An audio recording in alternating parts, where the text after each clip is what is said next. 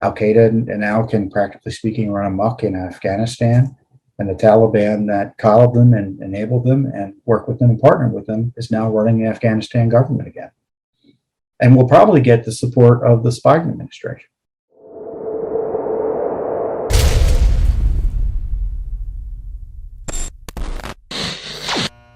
Well, I would be remiss in not mentioning the anniversary of 9/11. It's the 20th anniversary of 9/11.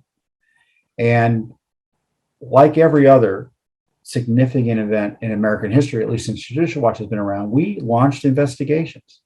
We represented the family of a victim of 9/11. We still are in litigation against Afghanistan and against, I think, Saudi Arabia.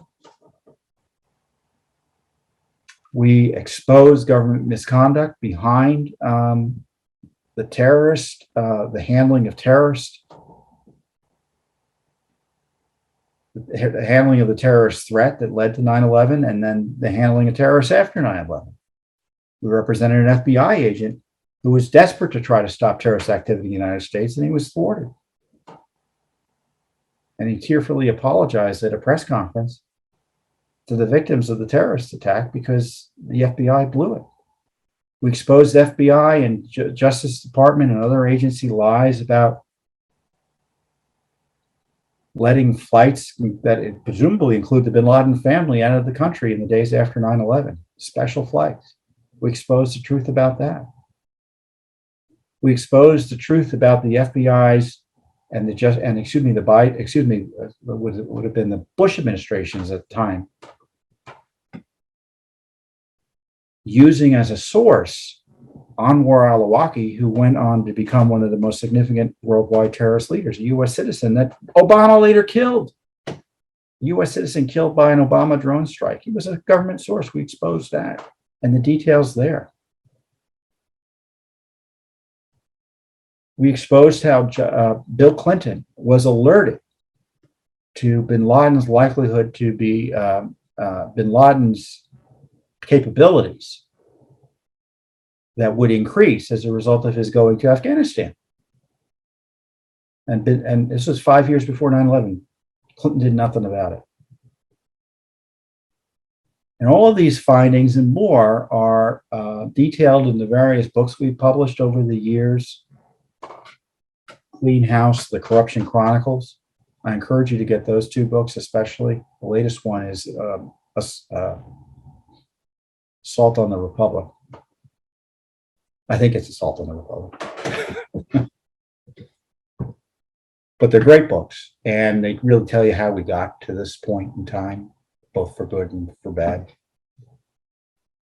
So, and I'll tell you my 9/11 story. I was supposed to go out on 9/11 to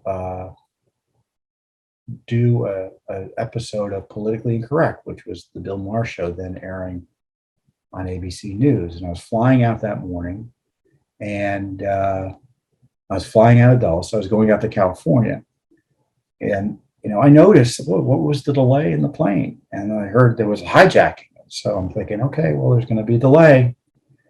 So as you might imagine, it became we had law enforcement on the plane. It was pretty clear, or government officials on the plane, that type, and it was pretty clear they were becoming increasingly agitated about something. So long story short, I got out of the plane. The plane never took off. It was, I think, it was just about to take off, but it did not take off. And I got into the airport, and I saw what was happening, and we left the airport, and thankfully I wasn't on the earlier plane that Barbara Olson was on that flew out of Dulles, and she was also going out to record that program. So they record two shows in a day, and she was going to be on one show, was going to be the other one. So it was a close run thing for a lot of people. And, it's not so much, I just wish Barbara Olson and some of those other folks had been on my plane. So 9/11 was a big deal, and it still is a big deal. Obviously, we're seeing in Afghanistan with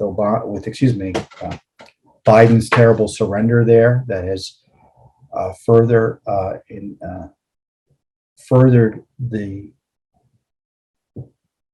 goals of the terrorists that were responsible for 9/11 in a way that has never been furthered, that hasn't been furthered in the 20 years since then.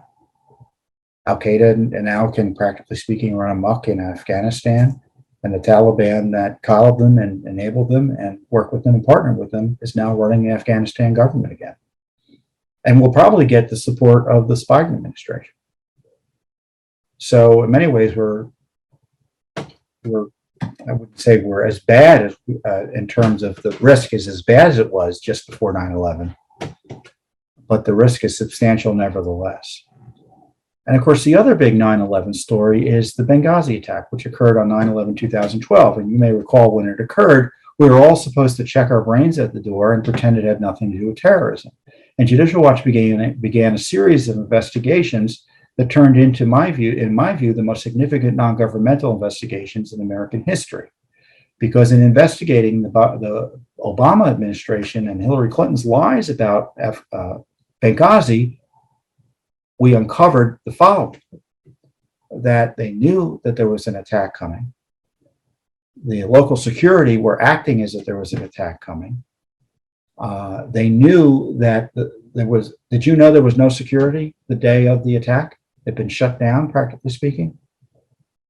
And on the day of the attack, did you know that the military offered to go in and offered to go in a way that could have saved lives, but that offer of assistance was denied, at least not acted upon by Obama and Hillary Clinton? Did you know all of that? It's all because of Judicial Watch. And it was because Judicial Watch found that it was the White House, the Obama White House, behind the so-called talking points they used to blame the video as opposed to the terrorists that committed the terrorist attack on 9/11/2012, that there was a select committee on Benghazi appointed. It was because of Judicial Watch.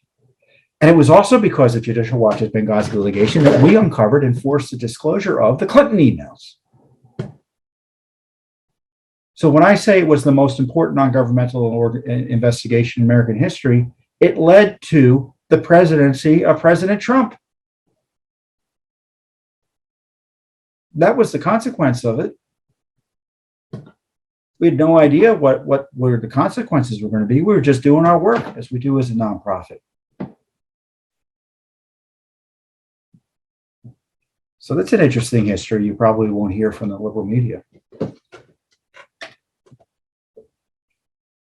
Because certainly Obama, the reason he lied about the terrorist attack and Hillary lied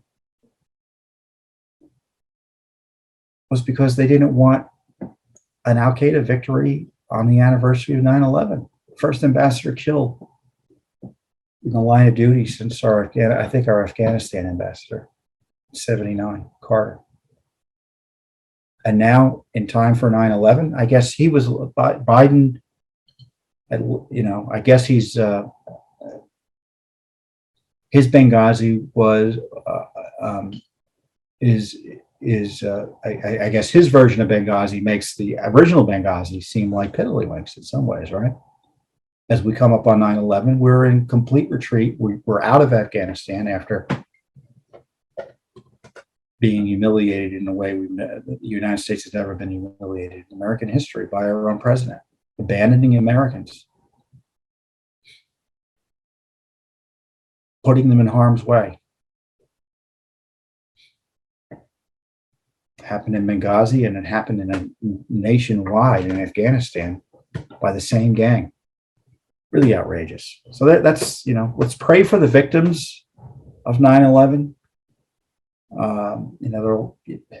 Look, I mean, even if a family member of yours dies under ordinary circumstances, you never forget it. You miss them all the time. Imagine if they die under the circumstances of 9/11, the damage and the grief.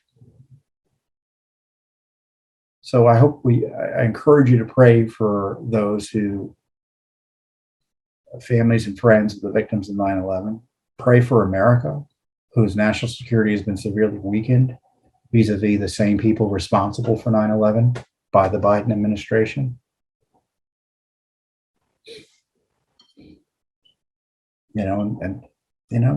Pray for the terrorists that they find God.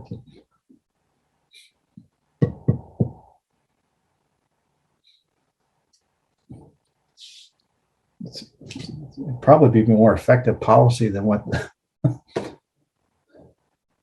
much of what has been spent on the last 20 years. Thanks for tuning in. Be sure to subscribe to our YouTube channel to catch all the latest news from Judicial Watch.